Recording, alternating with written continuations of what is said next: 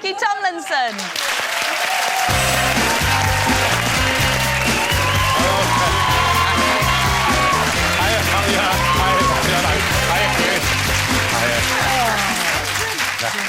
Marvellous. I know, Slim Jim now, isn't it? Like a sex symbol. You are. And have you been calorie counting? Do you... No, Rita does it for me. My little angel, she does it. She prepares everything and puts it out. Otherwise, I'd be like the Michelin Man. Would you quite like to go into different restaurants or fast food places and see how many calories are on? Yeah, I think it's great for people who are a bit fussy about the weight. I'm not fussy about my weight because I'm fussy or vain or anything like that. Because since I had this heart attack, you know, the bypass, and he just said to me, like, so I've lost like 3 stone. I just want to keep it off. Yeah. And is it proving to be it's great. doable? Yeah, is it proving to be okay? Yeah, easy it's to super. do? As I say, Rita's an expert at it. How are you feeling now, Jim? Honest to God, I feel tremendous. Yeah? Feel wonderful, but my name's Rick. I don't know why.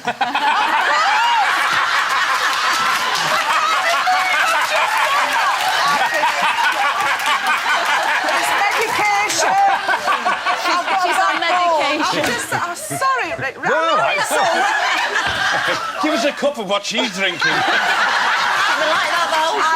I've been like it the whole show. I've got a bad cold, so I've been taking everything, and I tell you... There's some excuse. Listen, tell us about this new show. It's a variety show. It's an old-fashioned variety show. 2 years ago, I'd done An Evening with Me, which was me on the stage on my own, telling them about when I was in jail and how I progressed and how I got into movies and who I met. Yeah. And when I had this, I said to the doctor, I want to go back on the road. And he said, well, don't do the whole show on your own. So I've got a couple of comedians. I've got an old-fashioned show band, Black Onyx. They're fantastic. And we're going all around the country, and we're having a good time. We're enjoying it. Brilliant. It's also like bringing variety back. Well, it is, yeah. There's another one on with Paul Daniels is going around at the same time, but I think it's wonderful because the kids, youngsters, haven't seen variety shows. That's right. You know. So you're obviously not one of these people that has a phobia about public speaking, or you can stand up for 2 hours and talk. Well, rubbish most of the time.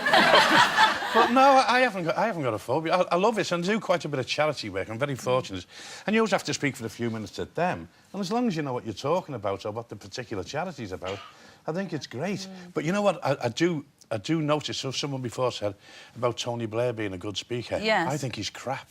No, I'll tell you for why. You watch when he's speaking, he stops, and there's like pauses for 4 or 5 seconds while he thinks of what he's going to... And also, all Labour politicians, you note... Now, watch this, girls, when you go home, when you see them being interviewed on the telly, they all do this with their hands, because they've all been coached by the same voice coach. Really? Honest to God, they all do this. Blair, Brown...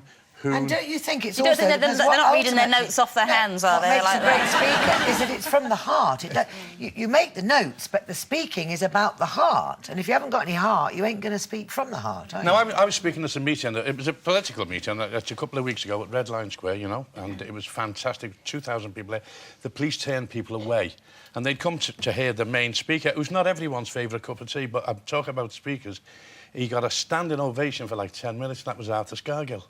He was unbelievable because he knew what he was talking about. He touched the main point of the people. He was obviously talking about politics and the anniversary of the miners' strike. He was unbelievable. So that I call that great oratory when you can do that. Linda sort of touched on it. As an actor, you know, many actors, and I found it myself when you interview them. If they don't have their lines in front of them, they're almost not there. They're a blank canvas and they can't speak as themselves. Are you more comfortable with the script, or are you more comfortable on stage just being Ricky? I'm hopeless with the script, seriously. Are you? Hopeless, absolutely. That's why Carolina Haird's wonderful. She lets me sort of work around, as long as they say the taglines, you know, you haven't got to be word perfect, but you work for some directors, you know yourself, you've got to be word perfect, haven't you? So, yes, I'll try. And Jim Royle does make an appearance in the variety show. Do you come on as him? I come on as Jim and I do a few stories, but I never know what I'm going to do when I go on. Do you know? No, seriously. So it's not the same set every night? Yeah, because I tell different stories about when I met Samuel Jackson and Robert De Niro, and because I think that's what people want to hear when they come. Yeah. And then you go into the variety when we've got 2, like, proper comics, and then, as I say, this show band, they were amazing. They do 50 characters during their 45, 50 minutes. Really, I remember the Black Onyx.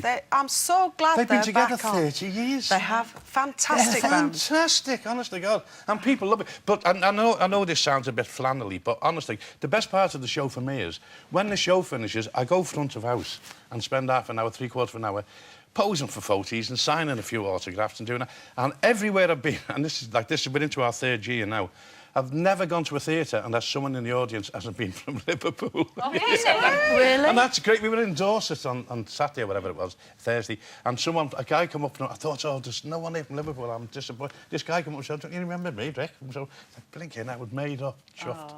Yeah. Well, Isn't people it are very lovely loyal though? to you, aren't they? Yeah, but also, isn't it lovely? Because I've just been on a 3-month tour. People love live theatre, and if you can bring back variety and to younger people, I think it's brilliant because they all sit in front of computer screens. I know, and they it's a just shame. don't understand how Well, brilliant it is. we have like a thing called the Good Turn Society in Liverpool, which is run by Ken Dodd. And it's people in the business, the good turns being people who are a turn. You know, a turn, Yorkshire. A turn, How you're much? saying. A turn. An act, darling. And he had on the other week this 14-year-old conjurer. The kid was unbelievable. And Doddy loves anything like that. If he spots anyone young and whatever, he brings them along and puts them on the show, and it's great. I know you must get asked this all the time, but do you think there was a special of the royal family at Christmas? Do you think, have we seen the last of them? Or do you think there's going to be something I've heard else? a rumour, and there's never any smoke without fire, that they're going to do another 2 one-hour specials. Really? Which I love. But Caroline here, and she's the most generous person I've ever worked with in this business. She gives you all the best lines. She looks after the cast and the crew. Nothing is too much trouble, and I love it. And that's why sometimes when I read the paper and some of the stuff that they write about it breaks my heart, you know, because it's not right and it's not fair. It's like when people write about me, I couldn't give a monkey's.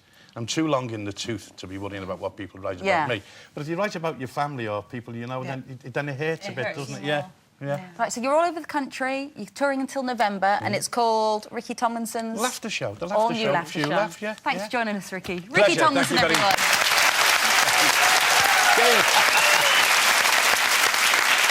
That's a lot for this Tuesday's Loose Lunch. Apologies for the colourful language used earlier, but we'll be back for more chat and debate with none other than Hollywood star Whoopi Goldberg. Don't miss it, 12:30 tomorrow. Bye for now.